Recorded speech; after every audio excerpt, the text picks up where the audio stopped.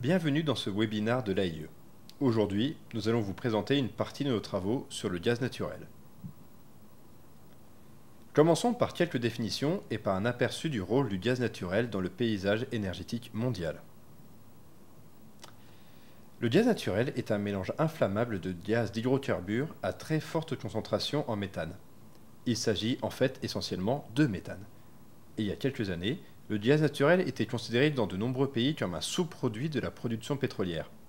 Mais ces dernières années, il est devenu un combustible rentable occupant une part croissante dans le mix énergétique mondial. Les quantités de gaz naturel se mesurent habituellement en volume. Comme il s'agit d'un gaz, il faut définir les conditions de mesure du volume afin d'être certain d'utiliser des valeurs comparables. Pour la collecte de données internationales que nous effectuons à l'AIE, nous utilisons des mètres cubes dans des conditions standards, ce qui correspond à une température de 15 degrés Celsius et une pression de 1 atmosphère. Les États-Unis sont le principal pays producteur de gaz naturel. En 2016, ils ont produit près de 750 milliards de mètres cubes de gaz naturel. En 2016, environ 30% du gaz naturel produit dans le monde était commercialisé, c'est-à-dire consommé dans un autre pays que celui dans lequel il a été produit. Le commerce de gaz naturel peut se faire par des gazoducs sous forme gazeuse ou par voie maritime après liquéfaction. La Russie, le deuxième producteur mondial de gaz naturel, a fourni près d'un tiers du gaz naturel consommé en Europe en 2016. Du côté de la demande, malgré les multiples utilisations possibles du gaz, il est principalement utilisé pour la production de chaleur et d'électricité. En 2015, le secteur de la transformation représentait 41% de la demande mondiale de gaz naturel. Au cours des 40 dernières années, la demande de gaz naturel a cru de manière considérable. Cette croissance est en partie due au faible niveau d'émission par unité d'énergie brûlée du gaz naturel par rapport aux autres combustibles fossiles. Il permet en effet 50% de moins de CO2 que le charbon par unité d'énergie brûlée et environ 30% de moins que le pétrole. Maintenant que nous savons que le gaz naturel gagne en importance dans le paysage énergétique mondial, quelle était, selon vous, sa part dans l'approvisionnement total en énergie primaire mondiale en 2015? Une part légèrement supérieure à 20, 30 ou 40%? Je vous laisse quelques secondes pour y réfléchir. La bonne réponse était 21,6%. Bien que la demande de gaz naturel ait été multipliée par 3 entre 1973 et 2015, le gaz naturel n'était en 2015 que la troisième source d'énergie mondiale après le charbon et le pétrole. Sa part dans la production mondiale d'électricité était légèrement supérieure à sa part dans l'ATEP, l'apport total en énergie primaire, environ 23%. L'importance du gaz naturel varie selon les pays. Alors que la part du gaz naturel dans l'ATEP de l'Inde et de la Chine est très faible par rapport à la moyenne mondiale, de l'ordre de 5%, sa part est de 23% au Japon, un pays qui importe pourtant la presque totalité de son gaz naturel. Les principaux pays producteurs de gaz naturel ont, quant à eux, des parts plus importantes, 30% pour les États-Unis, 51% pour la Russie et 66% pour l'Iran. Pour obtenir les informations présentées dans les diapositives précédentes, il faut recueillir les données sur le gaz naturel. Et c'est une des choses que nous faisons ici à l'agence. Avant d'aborder la méthodologie de collecte, il est essentiel de comprendre la chaîne d'approvisionnement du gaz naturel. Tout d'abord, le gaz naturel est produit, principalement en extrayant un mélange de méthane et d'autres gaz des gisements souterrains. D'autres gaz, provenant du pétrole, du charbon ou des énergies renouvelables, comme les biogaz par exemple, peuvent également être mélangés au réseau de gaz naturel. Nous recueillons également les données sur les infrastructures qui lient la production à la consommation. Cela inclut les réseaux de transport et de distribution, les installations de stockage et les terminaux méthaniers. Enfin, le gaz naturel est consommé dans différents secteurs, pour la production de chaleur et d'électricité dans les centrales électriques, ou pour le chauffage de l'eau et des bâtiments dans le secteur résidentiel et les commerces. Une autre partie primordiale de la chaîne d'approvisionnement est le commerce du gaz. Le gaz naturel peut être importé et exporté par gazoduc ou liquéfié. Les flèches représentent les interactions entre les flux et les infrastructures. L'ensemble du gaz naturel produit ou importé par gazoduc passe dans le réseau de transport. Les importations de GNL, gaz naturel liquéfié, sont regazéifiées et généralement pompées dans le réseau de transport. Le gaz passe ensuite du système de transmission dans le réseau de distribution, qui a une pression plus basse. La plupart des petits et moyens consommateurs de gaz naturel sont raccordés au réseau de distribution. Certains gros consommateurs peuvent être raccordés directement au réseau de transport ou à proximité d'un terminal de regazéification. Côté exportation, les exportations par gazoduc proviennent généralement du réseau de transport, tandis que les exportations de GNL proviennent directement du terminal de liquéfaction. Pour équilibrer l'ensemble du système, les installations de stockage de GNL et de gaz interagissent avec les terminaux méthaniers et les réseaux de distribution et de transport. Examinons à présent chacun de ces éléments. Concentrons-nous tout d'abord sur la production. Le gaz naturel peut être extrait des gisements de pétrole, des gisements de gaz et des mines de charbon. La concentration de méthane dans le gaz brut qui est extrait n'étant pas très élevée, il doit être traité.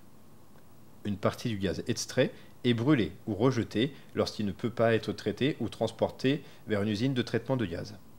Une autre partie du gaz est réinjectée pour améliorer la production du gisement. Le reste du gaz extrait est transporté vers une usine de transformation ou une usine de traitement de gaz où il est purifié afin d'augmenter sa teneur en méthane. Ce procédé est moins compliqué que le traitement du pétrole brut dans les raffineries et consiste en la séparation du méthane des autres hydrocarbures et en l'élimination des impuretés telles que la vapeur d'eau, le CO2 et le soufre.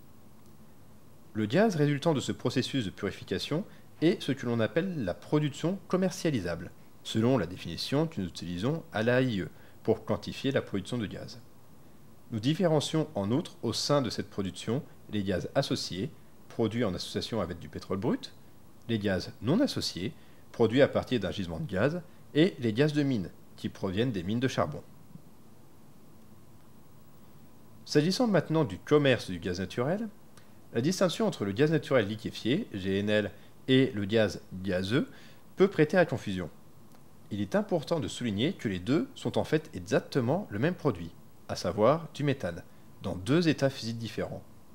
Pour produire du GNL, la température du gaz naturel est abaissée à moins 160 degrés Celsius. L'intérêt de ce processus est que le volume de GNL est 600 fois inférieur à celui du gaz gazeux, ce qui réduit les coûts de transport sur de longues distances. Si le marché du GNL a poursuivi son développement mondial en 2016, les gazoducs continuent de représenter la majeure partie du commerce du gaz naturel, représentant environ les 2/3 du commerce mondial. Intéressons-nous maintenant aux stocks de gaz naturel. Même s'ils n'attirent pas autant l'attention que les stocks pétroliers, ils sont essentiels au bon fonctionnement du marché du gaz, car la demande de gaz naturel fluctue selon les saisons. Si l'on prend l'exemple des pays européens de l'OCDE, on se rend compte que la demande maximale, plus de 60 milliards de mètres cubes en janvier 2016, est plus de 2 fois supérieure à la demande estivale. Il est dès lors très difficile pour l'offre de suivre la demande.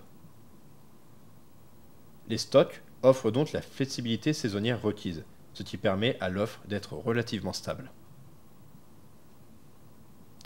Outre les enjeux de flexibilité, il existe un autre facteur important en faveur du stockage du gaz: les préoccupations en termes de sécurité d'approvisionnement. De nombreux pays sont en effet entièrement dépendants de leurs importations de gaz naturel, et le fait de disposer de stocks peut leur permettre de faire face rapidement à une perturbation de l'approvisionnement en gaz naturel. Enfin, la demande est répartie en différents secteurs: le secteur de la transformation, le secteur de l'énergie, les transports, l'industrie et les secteurs résidentiels et commerciaux. Certaines définitions peuvent ne pas être parfaitement intuitives, notamment la distinction entre le secteur de la transformation, le secteur de l'énergie et les usages non énergétiques. Le secteur de la transformation se réfère à l'ensemble de la demande de conversion du gaz naturel en d'autres formes d'énergie. Cela peut être de l'électricité, du gaz d'usine à gaz ou de l'hydrogène pour l'hydrocraquage. Dans ce secteur, nous incluons également la chaleur qui est vendue, par exemple, à partir d'une unité de cogénération.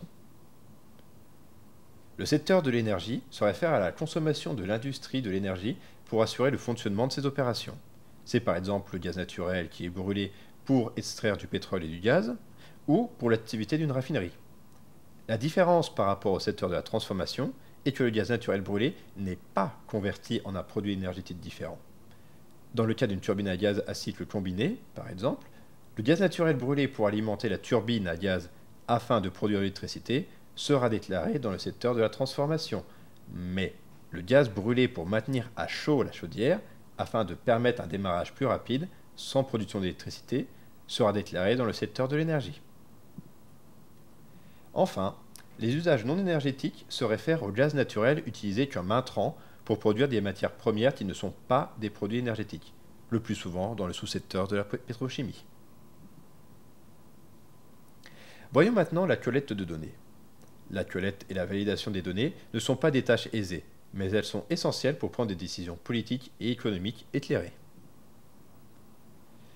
L'objectif d'un système de collecte de données est de recueillir des données sur l'énergie qui soient précises et fiables. Pour cela, il convient de mettre en place un cadre juridique, à travers des lois sur les statistiques et d'autres lois et règlements nationaux. Il est préférable de rendre obligatoire la déclaration des données sur l'énergie. Un arrangement institutionnel. Le cadre juridique crée la base nécessaire, mais non suffisante, pour la collecte de statistiques sur l'énergie.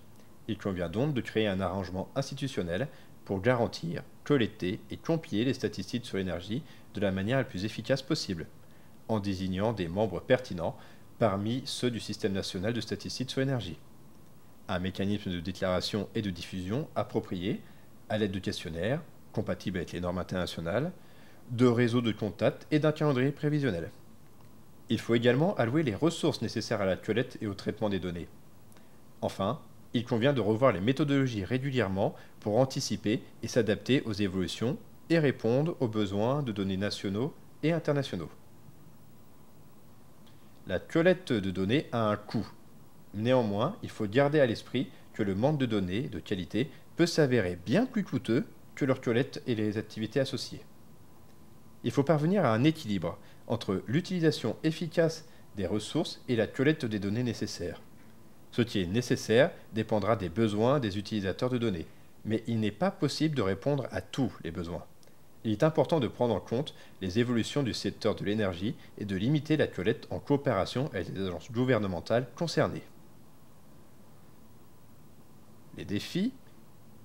Compte tenu du rôle et de l'importance des statistiques sur l'énergie, on pourrait s'attendre à ce que les données de base sur l'énergie soient disponibles, fiables et actualisées. Ce n'est pas toujours le cas, et il y a plusieurs raisons à cela. La libéralisation des marchés de l'énergie, notamment, a eu un double impact sur les statistiques. Tout d'abord, alors qu'il était relativement aisé d'obtenir des informations détaillées auprès d'une seule entreprise nationale de service public par le passé, il est désormais nécessaire de mener des centaines d'enquêtes auprès des entreprises pour disposer d'une vision globale du secteur. En second lieu, l'existence d'un marché concurrentiel pose également des problèmes en termes de confidentialité, ce qui complique également la collecte de données. Les évolutions de la structure du marché du gaz et la part croissante des importations de GNL dans les commerces total. Ajoutons à ces défis le manque de ressources et la rotation rapide des personnels. La collecte de données sur l'énergie est un processus complexe et coûteux. Nous donnons ici un aperçu des différentes méthodes de collecte qui peuvent être utilisées pour produire des statistiques sur l'énergie. Premièrement, les enquêtes. Les pays peuvent collecter des données auprès de l'ensemble de la population lors d'un recensement, ou bien ils peuvent cibler un sous-ensemble de personnes représentatives sélectionnées parmi la population. Il s'agit alors d'une enquête par sondage. Les recensements représentent un exercice coûteux et chronophage, notamment pour la collecte de données sur la consommation finale. Il existe deux types différents d'enquêtes en fonction des unités d'échantillonnage. Les enquêtes auprès des entreprises et les enquêtes auprès des ménages. Des registres d'entreprises et ou des listes sont utilisés comme cadre de l'enquête. Les normes internationales doivent être prises en compte lors de la conception des questionnaires, par exemple pour les unités de mesure ou la définition des produits et flux d'énergie. Les données administratives sont quant à elles les données collectées à des fins administratives. Elles peuvent être détenues par le gouvernement ou par une entreprise publique privée. Elles peuvent contribuer à réduire la charge des enquêtes, mais comme elles dépendent de tierces parties, Une coopération entre les décideurs, les administrations et les statisticiens est nécessaire. Nous allons maintenant voir les méthodes et sources de données exploitables dans le cas du gaz naturel. Il existe deux sources principales de données sur le gaz. Celle en provenance de l'industrie de l'énergie ou des fournisseurs, donc du côté de l'offre, et celle en provenance des consommateurs d'énergie, du côté de la demande. Côté offre, les données peuvent être collectées auprès des entreprises de l'industrie de l'énergie dont les activités sont directement liées à la production ou à une partie de chaîne d'approvisionnement. Les données sont collectées auprès des producteurs d'énergie à travers des enquêtes ou en ayant recours aux données administratives. Les données sur les importations et les exportations sont généralement compilées par les douanes. En règle générale, la production et la distribution de gaz naturel sont suivies à des fins administratives. Grâce à la collaboration des différents organismes du pays, il doit être possible de déterminer la quantité de gaz produite et distribuée aux principaux groupes de consommateurs, tels que les ménages ou l'industrie. Il est important d'adapter les dispositifs d'enquête à l'évolution de la consommation. Par exemple, la consommation de gaz naturel dans le secteur des transports et pour les usages non énergétiques atteignait près de 20% de la consommation totale de gaz naturel en 2015, alors qu'elle n'était que de 5,5% en 1973. Côté demande, la consommation d'énergie peut être mesurée par des enquêtes sur la consommation finale des ménages et des entreprises. Les enquêtes sur la consommation finale sont les instruments primordiaux pour évaluer les activités consommatrices d'énergie, suivre le potentiel d'amélioration de l'efficacité énergétique et aider à concevoir les futurs programmes et politiques publiques. Mais la collecte de données auprès des consommateurs est complète en raison de la diversité des produits et des usages, de la mobilité et du degré de détail des questions des formulaires. Pour avoir une vision complète de l'offre et de la demande du gaz naturel, il convient d'adopter une approche intégrée pour la collecte de données. Cela implique d'utiliser les enquêtes existantes, par exemple sur le budget des ménages, les mesures directes, et l'estimation et la modélisation pour combler les lacunes éventuelles dans les données. Voyons maintenant de quelle manière toutes ces données sont transmises à l'AIE pour produire les statistiques internationales. Notre questionnaire sur le gaz naturel est composé de 5 tableaux différents. Ces questionnaires sont envoyés chaque année aux administrations nationales pour qu'elles les remplissent sur la base des données annuelles. Le premier tableau contient des informations sur l'approvisionnement en gaz naturel du pays, production, importation totale, exportation et variation de stock. Le tableau 2 donne la répartition de la consommation. Les tableaux 3 et 4 portent sur le commerce de gaz par pays d'origine et de destination.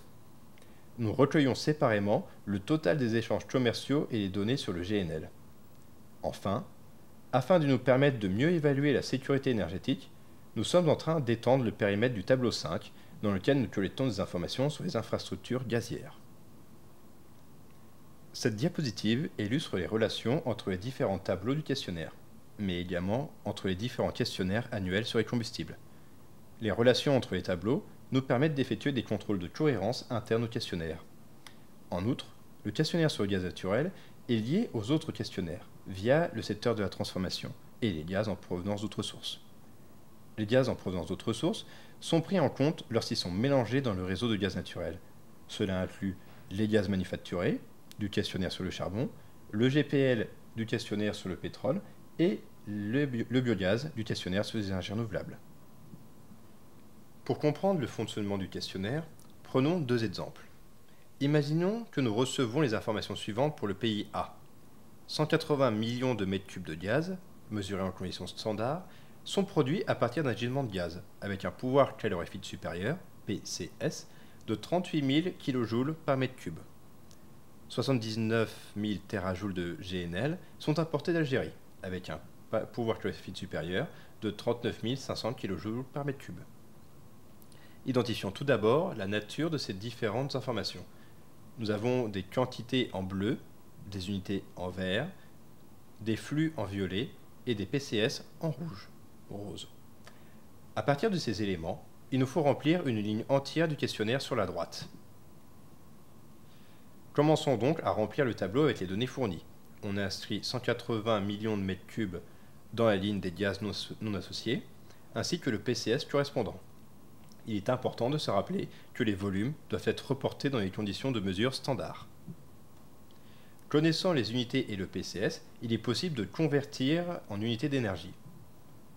S'agissant des données d'importation fournies, on connaît également l'unité d'énergie et le PCS. On peut alors effectuer la conversion inverse de l'énergie en volume en utilisant le PCS. Enfin, on additionne la production et les importations pour obtenir la consommation domestique, qui est donc calculée. C'est le moment de souligner le rôle de la différence statistique. Comme vous pouvez le constater, le solde de l'approvisionnement est déclaré sous la consommation domestique calculée. En effet, dans l'idéal, les données sur l'offre et sur la consommation devraient provenir de sources différentes. Dans un monde parfait, les résultats obtenus à partir de ces sources seraient identiques. Ce n'est jamais le cas, et la différence statistique entre les deux valeurs est un bon indicateur de l'exactitude des données. Un dernier commentaire avant de passer à la diapositive suivante. Comme nous ne collectons les données de consommation qu'en unité énergétique, nous utilisons le PCS moyen de la consommation observée pour transformer ces données en volume. Il s'agit là d'un résultat important pour les pays. Les tableaux 3 et 4 indiquent les pays d'origine et de destination des importations et des exportations. C'est ici qu'on utilise des informations sur les pays d'origine et on distingue également le commerce par gazoduc et le commerce de GNL. Signalons que le GNL est déclaré comme un sous-produit des importations, colonne of which, de sorte que les importations par gazoduc sont calculées en faisant la différence entre le total des importations et les quantités de GNL. Là encore, on utilise le PCS pour calculer le volume en millions de mètres cubes. Si l'on s'intéresse un peu plus aux données sur le commerce, il faut souligner que nous recueillons ces données sur la base des pays de première origine et des pays de destination finale. Ceci diffère des critères entrée-sortie que vous pouvez rencontrer dans d'autres statistiques, comme dans nos statistiques mensuelles sur le gaz. Pour mieux comprendre, prenons l'exemple du gazoduc Maghreb-Europe, qui relie les gisements de gaz d'Algérie à l'Espagne et au Portugal, en passant par le Maroc. Compte tenu des données sur les flux transfrontaliers fournis dans cet exemple, les pays devront déclarer les importations de gaz en provenance de l'Algérie de la manière suivante. 1000 millions de mètres cubes au Maroc, 8000 en Espagne et 2000 au Portugal. En parallèle, l'Algérie devra indiquer les mêmes quantités au niveau des pays de destination correspondants. Cela représente souvent une difficulté majeure pour certains pays, notamment depuis la libéralisation des marchés du gaz, le processus d'intégration régionale et l'intérêt croissant pour une plus grande flexibilité. C'est pourquoi nous nous efforçons actuellement à l'AIE d'améliorer le recueil des données sur le commerce du gaz. Une fois les données recueillies dans les différents tableaux du questionnaire, nous effectuons un contrôle de qualité des données qui comprend des vérifications arithmétiques, nous vérifions les sommes, les totaux, les signes, et nous vérifions également la cohérence entre les différents tableaux du questionnaire et entre les différents questionnaires. Des vérifications statistiques, en accordant une attention particulière à la différence statistique et à la cohérence des séries temporelles. Des vérifications physiques, il est essentiel de vérifier la valeur des pouvoirs calorifiques, le rapport entre les bilans physiques et énergétiques et les efficacités de transformation. Enfin, nous comparons également ces données avec des sources secondaires et nous nous assurons qu'elles sont complètes et conformes aux faits. Nous approchons de la fin de cette présentation. Nous avons abordé l'importance du gaz naturel dans le monde, ainsi que la collecte et la validation des données sur le gaz naturel. Voyons maintenant quel usage il est fait de ces données. Les données collectées par l'AIE sont utilisées de différentes façons. En dehors de l'AIE, ces données sont utilisées à travers le monde par les gouvernements, les universitaires et les chercheurs, les analystes financiers et les investisseurs, ainsi que par les associations. Elles peuvent être utilisées pour évaluer la sécurité de l'approvisionnement, comparer les performances de différents pays, évaluer l'efficacité des politiques publiques et surtout pour prendre des décisions politiques et économiques éclairées. Au sein de l'AIE, les données sur le gaz sont principalement utilisées pour la publication de notre rapport d'information sur le gaz naturel. Elles sont également utilisées pour le calcul des bilans énergétiques, des émissions de CO2 et des indicateurs d'efficacité énergétique. Elles sont par ailleurs utilisées largement dans toute l'agence pour effectuer des analyses et élaborer des prévisions, mais également pour produire les perspectives énergétiques mondiales ou World Energy Outlook. Les statistiques les plus utilisées peuvent être consultées dans un livret accessible à tous, intitulé Statistiques clés sur l'énergie mondiale, mais aussi via l'application mobile associée. Je vous remercie de m'avoir écouté jusqu'au bout. Si vous voulez en savoir plus sur les statistiques énergétiques de l'AIE, nous disposons de plusieurs ressources qui peuvent vous être utiles. Vous trouverez ci-dessous les liens vers notre manuel sur les statistiques de l'énergie, un manuel complet disponible en 10 langues. Vous pouvez également vous rendre sur le site dédié aux statistiques de l'AIE, où vous trouverez de nombreuses ressources, y compris nos questionnaires, notre glossaire et la documentation relative à nos méthodologies de collecte de données. Vous pouvez également consulter les recommandations internationales sur les statistiques énergétiques des Nations Unies, qui fournissent ce cadre méthodologique. Encore merci et à bientôt.